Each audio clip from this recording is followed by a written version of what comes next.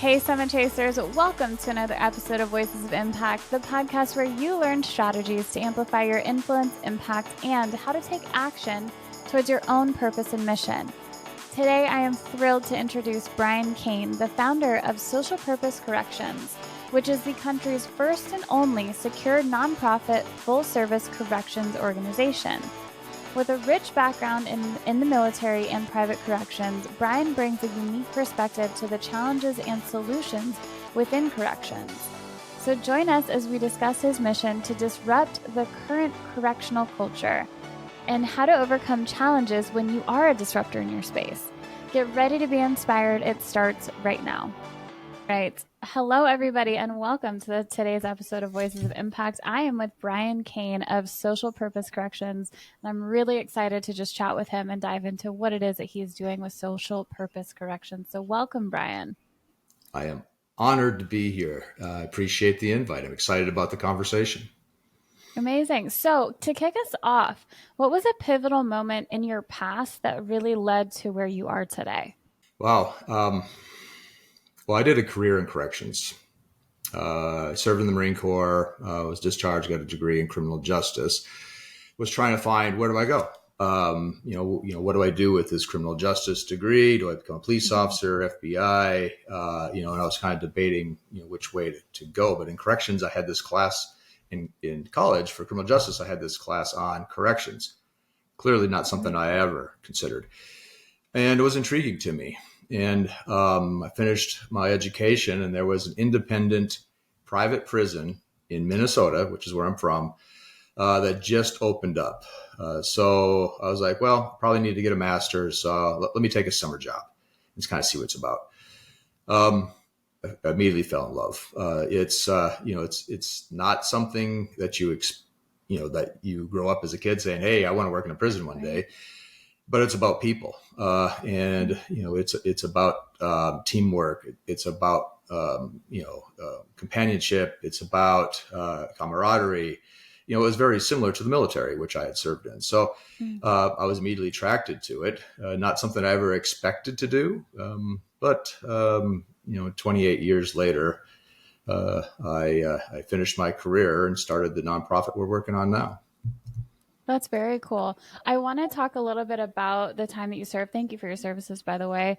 But what do you think you took from your military background into how you maybe operate on a day-to-day basis, or that kind of shaped you into the person that you are today? Well, I served in the Marine Corps active duty for a little over 4 years.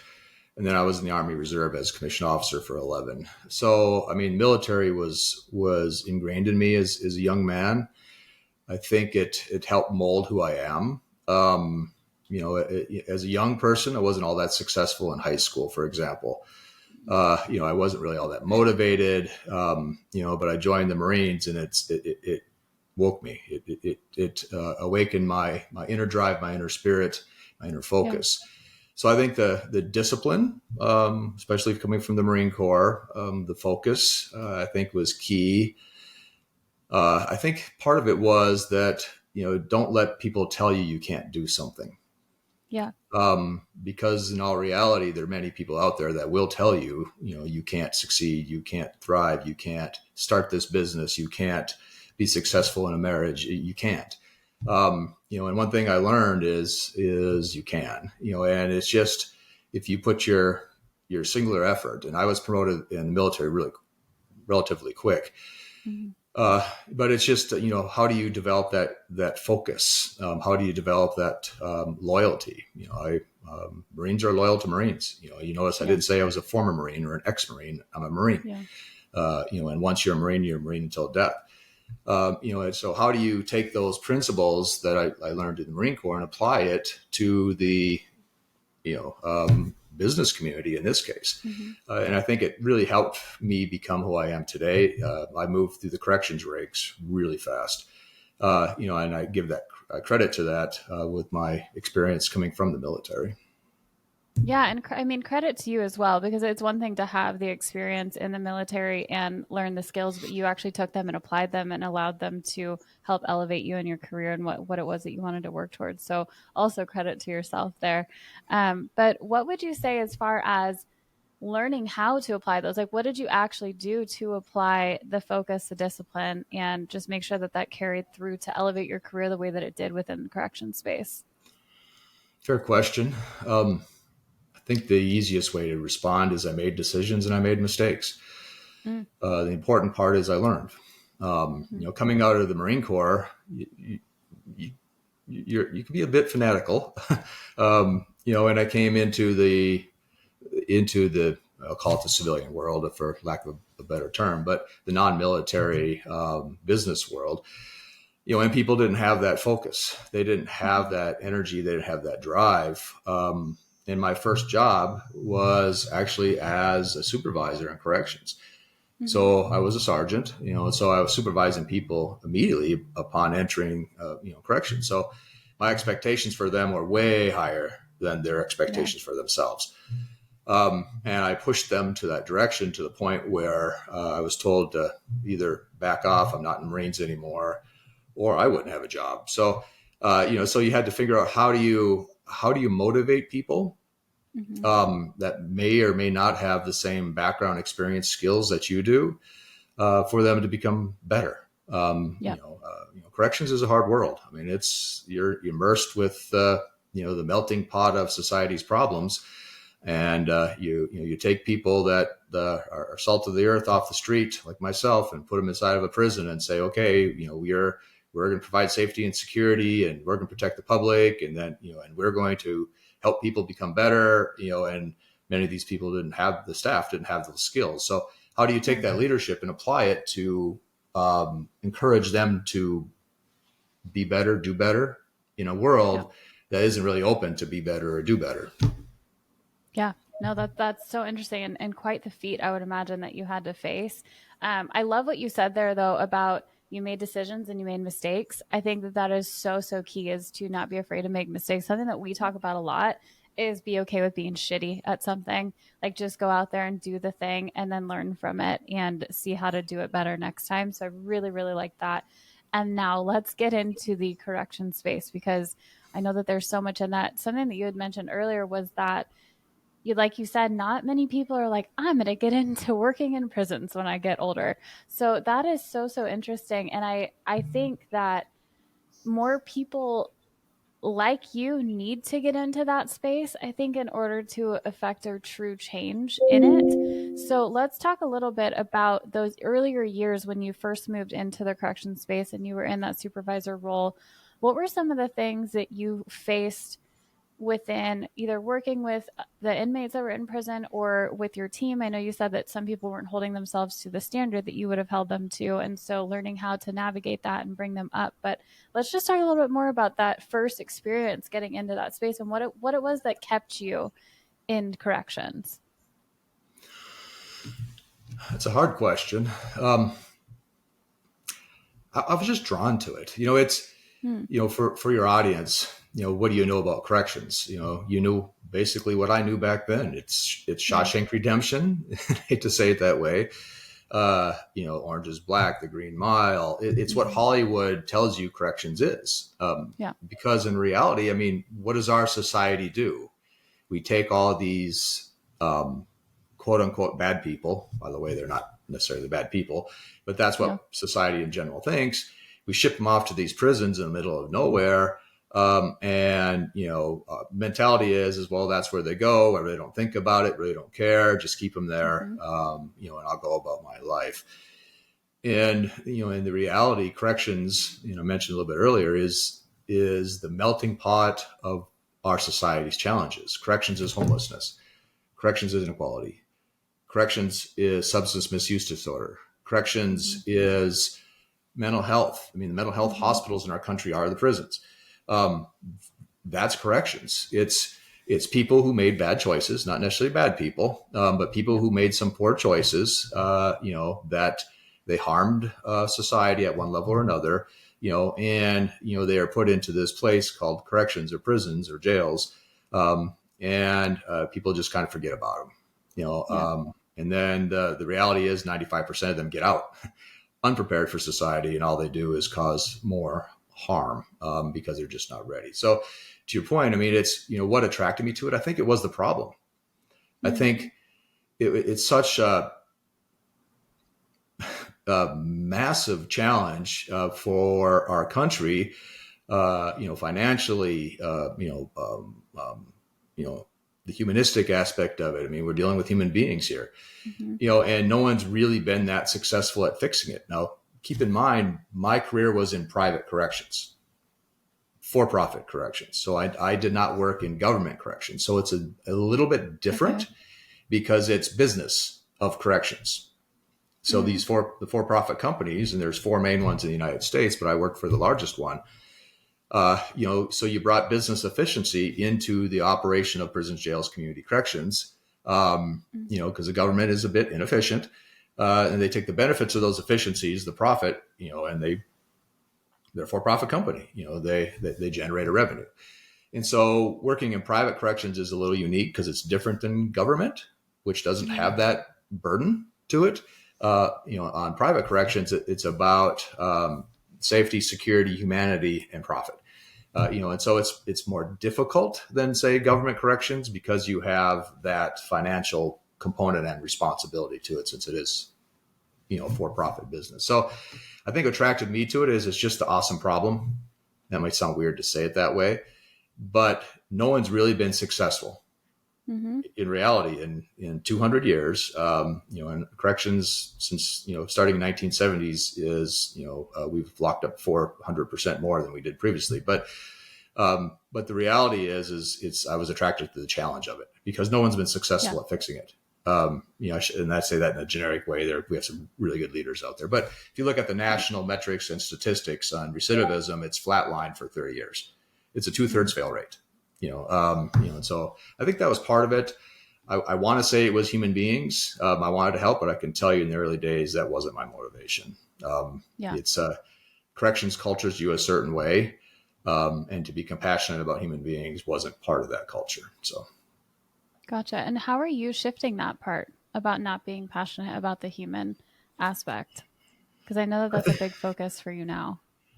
Well, I think that the change, I was in my background, I was the head of security of 65 prisons. So I was over all the tactical teams, 53 tactical teams.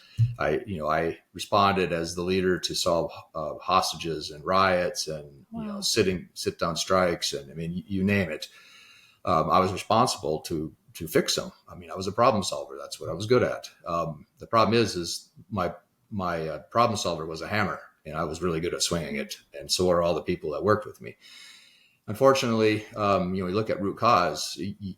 If you run corrections better than what our traditional culture is, you don't need the hammer, and that's kind of the component. I was also warden at 5 prisons, and again, private corrections. So we manage contracts with different jurisdictions of the government. And so I managed 16 different jurisdictions. So that as I went into the warden position, I really better understood root cause of the problem, and as I better understood the root cause of the problem, I better understood that this is all about people. It's not just about security, which is what you're taught in corrections. This is security, protect the public, protect yourselves, protect the residents, and then maybe programming. But the reality is actually helping residents become better while they're incarcerated is better for security than all the doors, the gates, the razor wire, the fences, the traditional things that people look at as in prison. So I think once I really started understanding outcomes, and it wasn't cultured that way, it wasn't expected to know those things. I think I kind of went out on my own and just started doing the research. But I mean, the life expectancy of a correctional officer is 59 years old. Wow. Average.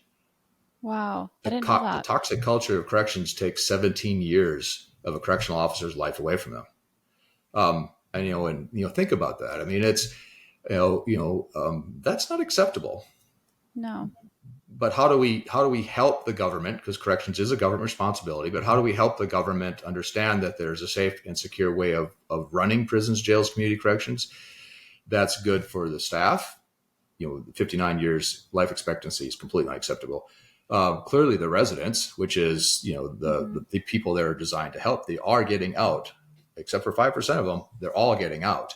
Do we want them coming into society worse than when they went in? And that's really what's happening now, or better? Do we want them home with their children? Do we want them paying, having a livable wage? Do we want them paying taxes? Do we want them as a productive member of society? Or do we want them just to re-hurt somebody again and go back into prison, which is really what happens because they're not prepared. So the better I understood all that challenge and that problems, the more frustrated I became with the current system, and the more motivated I became to do something about it. Yeah. So really getting in there. And I think that that's important for people listening who want to work towards solving a problem that they've identified, is not just looking at the symptoms that we're seeing, but really diving in and understanding the root cause. And it sounds like you were able to, because of your experience, because of the different positions that you held within that space, you were really able to see that root cause and understand, okay, this is actually what needs to be solved. Not necessarily all the fluff or the things externally that we see or talk about, but truly identifying that root cause. So once you figured out what that root cause was, what was your next step? I know you mentioned that you started researching, but what else did you do to then turn it into social purpose corrections? I think back to our earlier conversations, as a warden, you have quite a bit of authority. I mean, you're a warden, and so I started trying things, that were different than I saw that my peers were doing, different than I saw than the government was doing, and just kind of to test it out to see if the outcomes were going to be effective or not. And I found some of the, and I say this, it wasn't, me, the warden, saying you're going to do this. It was, giving everybody a seat at the table. The nurses had a seat at the table. The correctional officers had a seat at the table. And we talked about the problem. In many ways, educate them what the problem was, things that wasn't given to me as a young officer moving up through the ranks. I think together we came up with these solutions, and then we measured outcomes. We measured metrics. We empowered people with their specific engagement or effectiveness or not within corrections. And I think for the listeners, a prison is a city. It has its own police department, its own public works, its own high school, its own hospital, its own massive cafeteria or restaurant. So everything you have in the free world city is in a prison. It's just, we have to ship in the resources, the supplies, but everything happens in there. It has its own jail. It's a complex challenge, because people don't look at it as a city. As a warden, I was a city administrator. But it was a little different, but I knew everything about the city. I knew how many people had HIV. I knew how many people were hypertensive. I knew the cost of our hospital, and if it was, and the outcomes. Are we helping or are we not? I knew the violence level specifically down to the different units. I mean, I know who was getting visits or could get access to, who the residents were getting visits from family or not. Who is bringing, generating revenue or working inside or not. So it's a kind of a different world because it's a canned city within a fence with razor wire that people just can't leave unless they're allowed to. And so getting the staff engaged on our challenges was key to that solution. And then I was just brave enough as a warden to say, yeah, we're going to do it. Even though it's different, we're going to do it. And then more importantly, we're going to measure the outcomes. Some of the things we did worked well. Some of the things were awful. But the important part is we knew, because we had the information to make decisions to move forward. So I think that was key because that gave me confidence. Because I mean, again, we're challenging the culture of U.S. corrections. That's a big feat. Pretty audacious ambition. I mean, it's, no one's really been successful at it. So, the challenge I had working for for-profit corrections was the profit motive was restricting my ability to implement change. Not that I had anything bad to say about private corrections. They treated me well for a very long time. But the reality is what if we took the business efficiencies that we were good at, apply them to a nonprofit model, and then invest the revenue generated back into the people. And so we can augment the services. We can give staff bonuses for outcomes, for helping people. We can reward them. We can change the culture inside, as compared to the current paradigm of U.S. corrections. And so we said, okay, cool. What does that look like? Understanding the system is so broken, and people caution me, Brian, please don't say it's broken. It's broken. Let's put it aside. Let's pull out the good components that work within U.S. corrections, and let's augment them through best practices from the United States and beyond.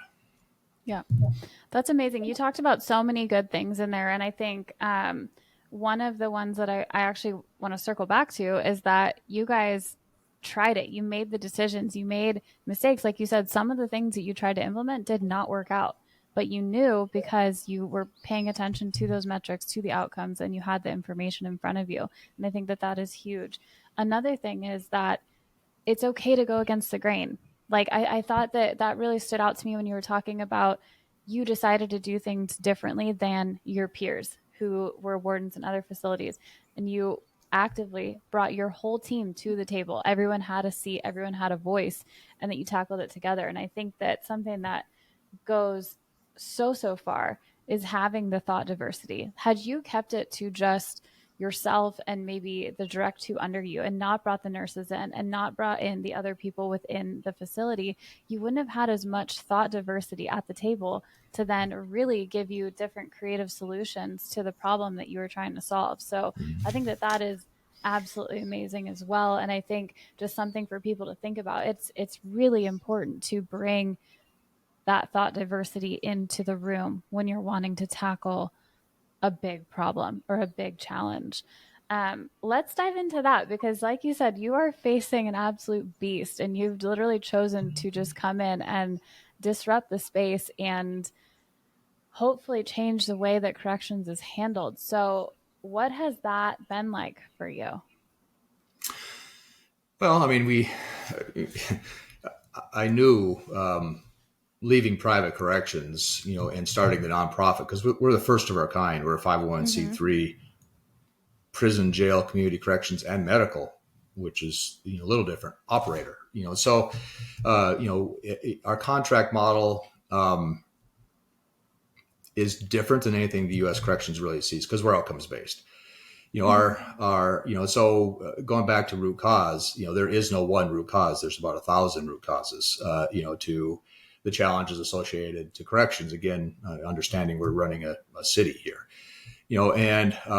really, to your point earlier, corrections is famous for being very top down. I've been doing this a long time. I know better. This is what we're going to do, and the people, both the staff and the residents, if they're not brought to the table to solutions, if they don't have buy-in to your grand vision, exactly, they just roll their eyes and wait for the next warden to show up because, turnover is relatively high. So, I mean, it's the challenge has been hard. We've been at it for 3 years. I left the job unfunded. Be honest with you, it was a faith-driven decision. To challenge how we're going to, help our government leaders change the culture of corrections. And it's been an interesting 3 years. It's a prison warden moving into a nonprofit space and then raising money. Well, that's a skill set that I've never considered before. Being a prison warden coming in, and also now I'm a salesperson. I have to help governments, senators, representatives, governors' offices, directors of corrections, help them see that there's a better way, or that we're a tool for their toolbox to help them change the culture, with the outcomes of people being released and successful in society. And so there's no roadmap. There's no book. There's no, this is how all this works. It's just a matter of getting out there and making the decisions and, and making mistakes. But since then, we've had some incredible people drawn to our vision. And we've raised a good amount of money now with some major foundations and high net worth individuals that are passionate about bringing accountability to the government as part of the motivation. Yeah. but to show that there's a better way, to operate prisons, jails, and communities and medical within corrections. So it's a bit of fight. I mean, it's, I sometimes fall back on my Marine analogies, and some people take offense to those. So I'm a little careful, but this is a fight. It's a noble fight, but we're challenging all the assumptions of U.S. corrections, putting it aside, rebuilding it from the ground up, and presenting it to our decision makers about, let's try this. It's different. It's unique. I'm a security expert. We're not going to get anyone hurt by doing it a better way. But give us an opportunity to prove our concept. And so that's the direction we're headed. We're actually relatively close now. I can't give the details, but on using our outcomes-based model to help them help others. Very cool. And so are you essentially taking the system that you've created and wanting to implement them in other facilities? We are. Yeah. Our cool. model is, we're a direct competitor to private corrections. We're a contract model. So we operate prisons and jails for the government under a contract, and implement our model, which is outcomes based. So in private corrections, they're paid by the number of people incarcerated in the beds. In our model, we're compensated for people not to be in the beds because we're outcomes based. So if we reduce recidivism or reincarceration, then give us bonuses. And those bonuses will go to the staff who do the work every day, and augment programs that the government can't or won't pay for. So it's so not only are we introducing a nonprofit model, we're also introducing a whole different contract model, because we don't want to be compensated per se by the number of people incarcerated. We don't want to incentivize more people to be in prison. I mean, we're looking at an $80 billion price tag a year for U.S. corrections, direct cost. Indirect is $1 trillion. So obviously human lives are the most important part here, but the impact of corrections on all of us is significant, just up through our tax paying dollars, and what are we getting for it? A 2/3 fail rate? That's not a very good ROI if you're a business leader. No, not at all. Not at all. So the program that you're going in and implementing, do you guys actively work on, I'm completely drawing a blank on the name, where they're getting help on kind of getting re-ingrained into society? I can't remember the exact phrase. What is the phrase I'm looking for? Well, reintegration, rehabilitation. Yeah. Those are the fancy 1,000-foot view words, but yeah, absolutely. I mean, when you, again, going back to root cause, if you have a bunch of incarcerated people sitting around a day room all day, watching TV, playing dominoes and cards and gambling, and the different races separate because the races control their races, and they all have their own motivation while they're incarcerated, and none of that motivation is healthy for anybody. I mean, if we don't bring in productive programming, we know that a GED education significantly reduces their chance of being reincarcerated. The higher the level of the education, the less chance they're going to be incarcerated. There's a system that only 1% of the incarcerated get any kind of mental health treatment or addictions treatment. Pretty much most people inside of corrections, and I'll say this, the residents and the staff have a level of childhood trauma. They have, undiagnosed mental health, depression, challenges, and so the better we bring wellness to the staff, because by the way, the number one crisis in U.S. corrections today isn't recidivism. The number one crisis in U.S. corrections is correctional officer staffing. They can't staff the prisons. Nobody wants to work in them anymore. The vacancy rate, the turnover is exceedingly high.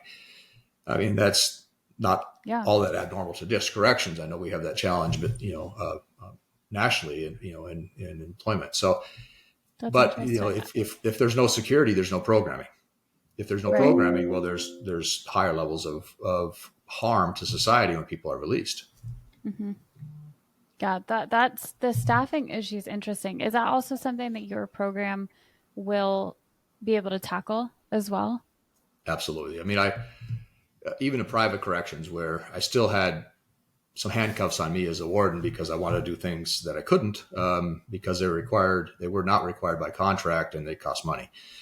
But even with the handcuffs on, I mean, I ran prisons with 8% turnover. We didn't do a correctional officer academy for 3 years. Almost nobody left. Wow. It's how do you bring purpose to the job? People are designed to help. Corrections has been very good at taking that out of human beings, forcing it out of human beings. Where we're saying, we want you to be compassionate. We want you to help. We want you to be engaged as change makers. So, and plus with our outcomes-based model, they will be financially rewarded for reducing violence, for their role in reducing recidivism, for their role in, helping residents, connect with their family again, for their role, and I can go on and on. But again, going back to the outcomes, we measure metrics down, and if Brian Koehn's a correctional officer and I work in G Unit, and G Unit is 120 incarcerated individuals, and the violence level in G Unit on my shift is nothing. Well, I'm the leader, impacting that change. I should be rewarded for that. Both personally, going home into my family and say, hey, I helped so and so, enroll in a GED education today. I feel good. Yeah. Versus today in corrections, you go home today and say, nobody got assaulted today. It was a good day. We got to change that perception. We got to change that reality of how officers are allowed to engage and help, and then reward them when they do well. And I think that's partly what's missing. Yeah, absolutely. What were some of the biggest changes that you saw off the bat when you sat down with your team? You brought everybody in on that discussion and brainstormed the different solutions and how you could do things differently, and then you actually started doing them. I'm referring to the ones that stuck. What were some of the changes that worked so well, and then the impact that it had for that inner city within a prison? I mean, the one example that comes immediately to mind is consistency. In corrections, many systems intentionally move officers from post to post to post to post, intentionally, so they don't become over familiar with the incarcerated population, so they don't become compromised. Well, the fear is that, if I let a correctional officer stay in one place for too long, the residents, who are excellent manipulators, are going to convince staff to do things they're not supposed to do, that are going to compromise security. They're going to bring in drugs. They're going to bring in cell phones. They're going to fall in love. There's nothing more dangerous in corrections than love, because somebody who's in love will do anything for somebody. So in order to combat that, there are many out there that think, if we keep the officers moving all the time, then they can't become compromised, because they don't get over familiar with anybody. Right. The reality is, if you look at the metrics, if people are going to get compromised, they get compromised. It doesn't matter if you move them or not. Gotcha. And so when the correctional officers came to the table, they said, just quit moving us around all the time. Let us engage, in our unit. We want to, actually stay in one place so we get to know people. I mean, we don't know who we're managing half the time, because every day it's a whole different group and it's hundreds at a pop. It's not like you can get to know them in 8 hours or 12 hours. Number one. Number two, in corrections, it's a 24-hour world, and so correctional officers are usually on an 8-hour post, which means in many, especially the more junior officers, get like Tuesdays and Wednesdays off. Well, that's not motivating. Who wants Tuesdays and Wednesdays off? You don't get any weekend time with your family, your kids, what have you. So they ask for different schedules. And so we work through them with the different schedules to the point where they got every other weekend off, which was motivating for them. Number one. Number two, we put a process together where they're consistently posted in the same pod, same unit every day, same post for at least 6 months. After 6 months, they can request a transfer. But some liked it, some didn't. But the reality is we brought consistency to our operations, and the correctional officer knew who their residents were. They knew who was on the mental health watch list. They knew who was a confirmed gang member. They knew who was in GED class or not. They knew who was buying commissary. They knew, because we gave the information to them to empower them to make a difference in correctional in the residents' lives. So that's an example, and it was very successful. It's probably if we had to pinpoint one strategy change for that prison I'm referring to, consistency was the key. Interesting. And what did that do for the residents within the facility? Because that makes a lot of sense as far as like the people on shift being able to understand or like who to keep an extra eye on, or maybe what their habits were on a day to day and be able to jump in there, but also build those relationships and be able to encourage people to go sign up to get their GED and do all of those things. I completely understand from their side the benefit of having a consistent post. So on the flip side of that, what was the impact on the residents within those posts? I think it had positive. I mean, they're the antisocial ones out there that wanted to move the drugs and make alcohol and get themselves in trouble. Weren't really fond of the idea because they had somebody consistently watching what they were doing. And they weren't as able to manipulate them, in those efforts. But by far the majority, our first hire in our nonprofit was an individual who was incarcerated for 20 years out of a 213-year sentence in the BOP. And so when you listen to Adam talk, you talk about the residents want security. They want, because with the current model, they're always watching their back. They make weapons not to assault staff with, but to protect themselves with, because they feel unsafe. And so, nobody wants to do their time unsafe, and so I think they, in general, appreciate it because our violence level dropped significantly. Our numbers that we put into our internal jail, restrictive housing, dropped significantly. The engagement in pro-social activities increased significantly. So I think, although on the surface, there's many of the hardcore, incarcerated types who say, we don't want somebody here all the time paying attention to what we're doing. By far, the majority were happy. If you look at our outcomes, they were significantly better than before we implemented that strategy change. That's amazing. That's so interesting too, because I don't think that naturally that would be the first assumption, would be that changing something like that would have as big of an impact as it did. So that's very, very cool. Diving back into a little bit of the challenges that you're facing with really being that disruptor, what would you say has been your number one challenge that you have had to overcome? There's two that come to mind. I'm having a hard time deciding which is the number one challenge, but fundraising. Okay. It's a for-profit business. If you have an incredible idea, it's you present your idea, and you can find investors that typically would be engaged because there's going to be a return for them because it's an incredible idea. Right. But for a nonprofit, the investors are not interested per se, with few exceptions, because there's no profit to be made from helping them. So it's, how do you engage, high net worth individuals? How do you build those relationships with foundations?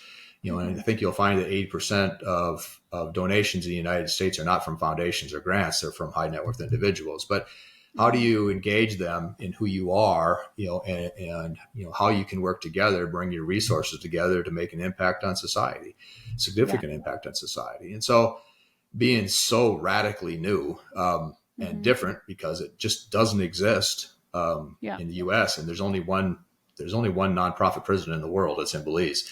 It's a one-off. So it's this disruptive, innovative idea, and people are kind of looking back, going, "You're doing what? You want to run prisons and jails as a nonprofit? How's that work?"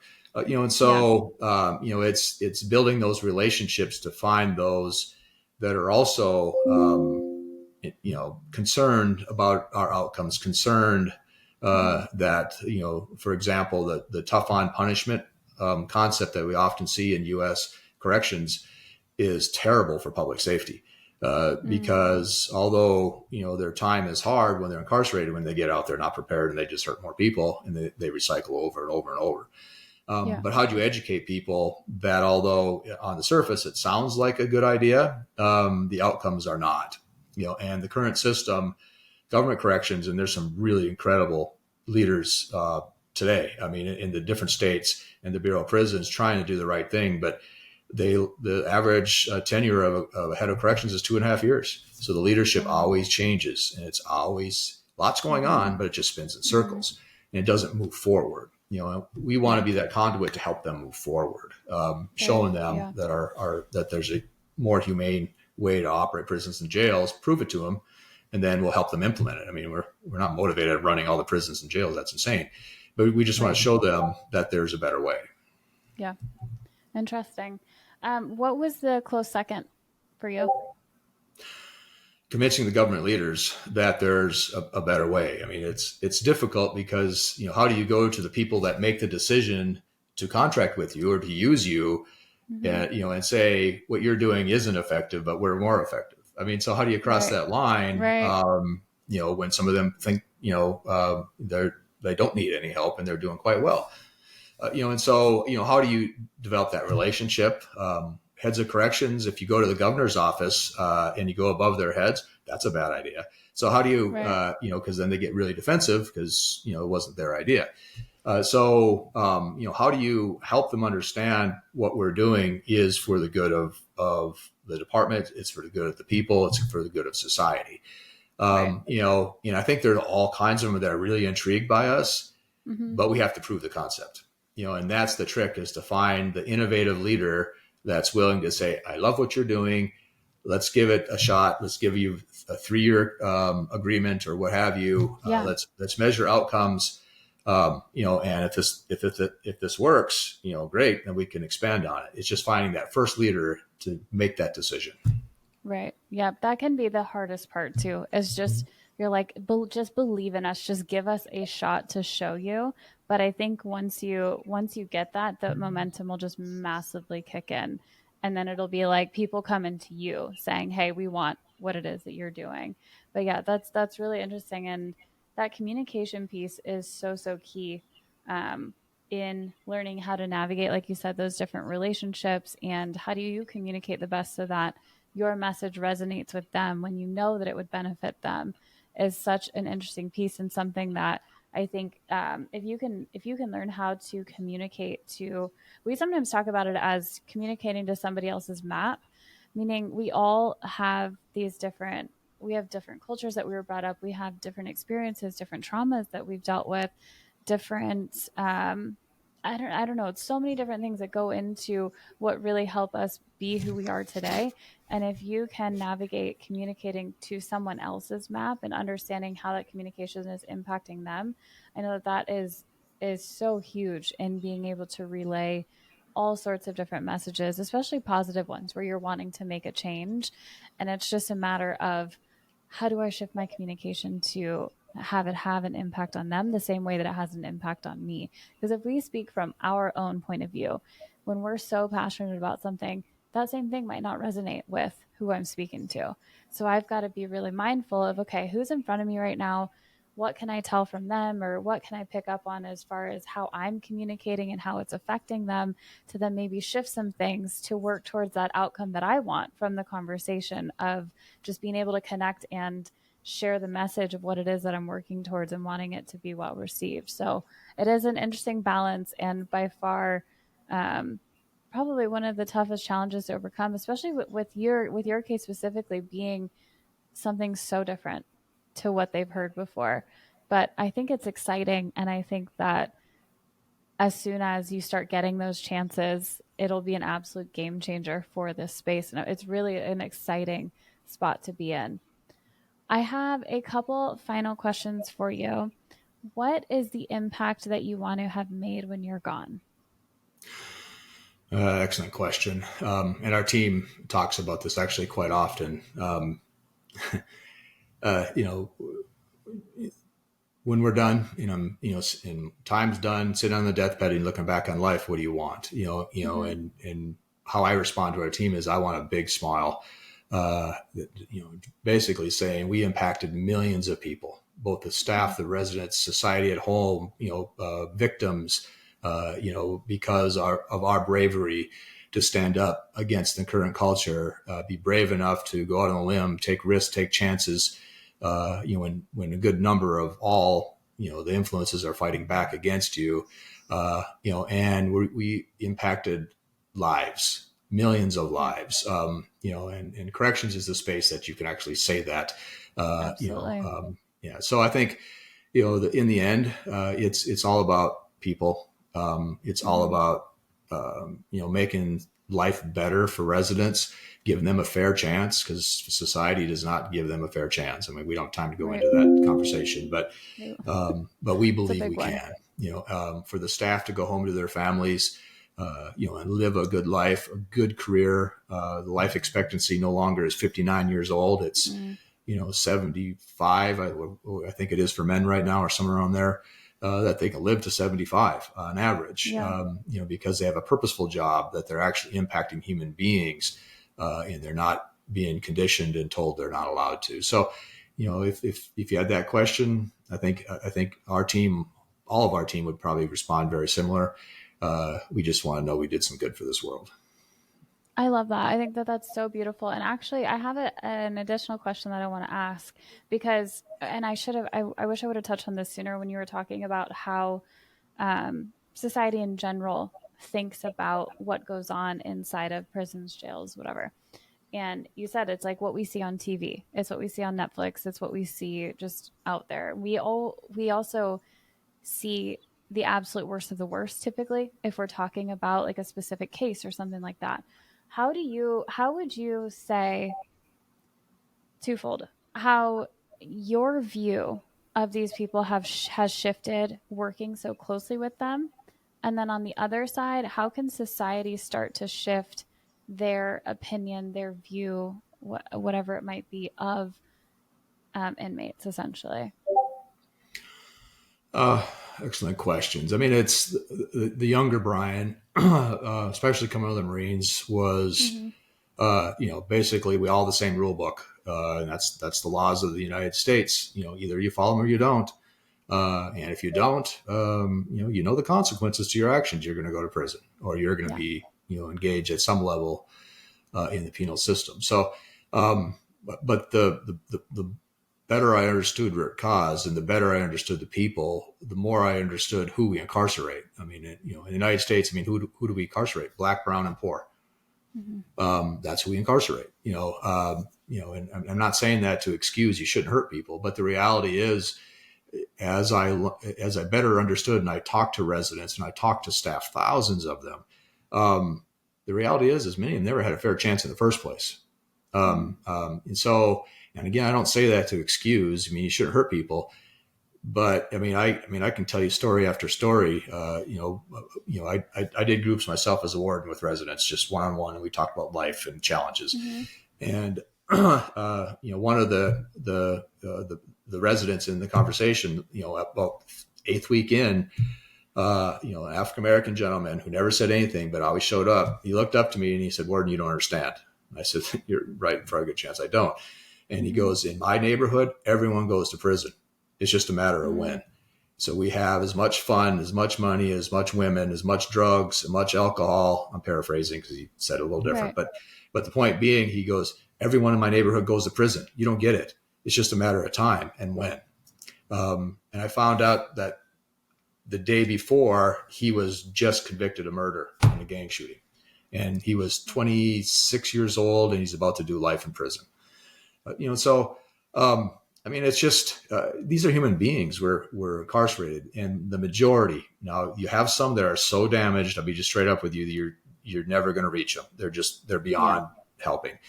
But it's by far the minority. The majority of people in there are just people that grew up in really crummy, abusive situations, that went to the street, for their community, ended up getting in the wrong groups and making the bad choices, and they ended up in prison. They're not bad people. They just made bad choices, and that's something the younger me never understood. I was all about accountability, eye for an eye. You take, you take a life, you give a life. I mean, that's just the way it works. Well, in reality, most never had a fair chance to begin with. So let's hold them accountable for their crime. I'm not saying not doing that, but let's give them a fair chance while incarcerated. So when they get out, they can have a successful life. Yeah. So yeah, I think that'd be the first part. Remind me the second part of your question again. Yeah, no worries. How society can start to shift their understanding or their view of Well, the people in and there? that's an excellent question. And that's something we work challenged with, all the time, is to educate Mm-hmm. them. They don't Yeah. understand what, the impact of corrections. What's the impact of putting a prison in the middle of nowhere where you can't hire staff, you can't get any Mm-hmm. medical providers, you can't find mental health people to work out there, because we want to get rid of them, we want to give them away. Well, then they come out of that facility unprepared. And 40% of the over 2 million people we have incarcerated have 5 to 10 previous incarcerations, not arrest. I mean, they're actually incarcerated 5 to 10 previous times. Wow. Only 13% of those we incarcerate are in for the first time. So we are this huge revolving Mm. door of really underserved communities, that can't break this free of the cycle that they're currently in, and the system isn't helping Yeah. them. Right. And so I think if the general society actually understood, the prisons aren't full of bad people. They're full of people who made bad choices, and Mm-hmm. many didn't have a fair chance to begin with. Let's work together to give them a fair chance. Yeah. And to stop this cycle, to quit paying our $80 billion a year, into corrections, when we can use Yeah. it for much better purposes. Much better. Yeah.